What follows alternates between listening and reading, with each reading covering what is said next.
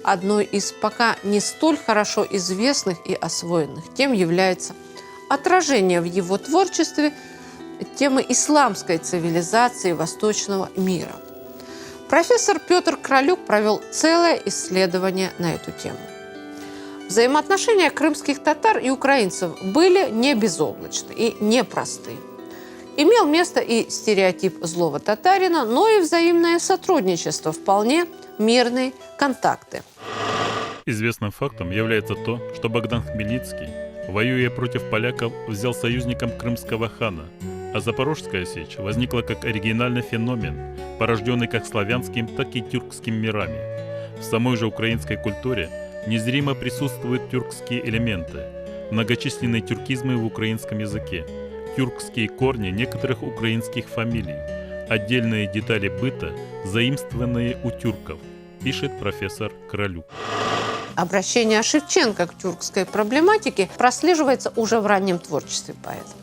В написанной им в 1843 году пьесе «Назар Стодоля» в одном из эпизодов приводится легенда о турецкой царице, которая пожирает детей. В ранних произведениях Шевченко обращается к теме походов казаков на турецкие земли, в частности, в поэзии Иван Подкова и Гамалея. В Гамалее есть некоторые антитурецкие элементы. Но в целом Турция предстает как богатая и в то же время ленивая, изнеженная страна.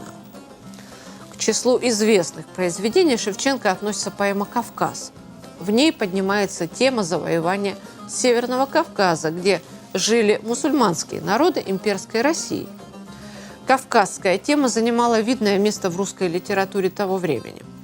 Пушкин написал поэму «Кавказский пленник», произведение мемуарного характера, путешествия в Эрзрум во время похода 1829 года. Действие лермонтовского героя нашего времени также происходит на Северном Кавказе.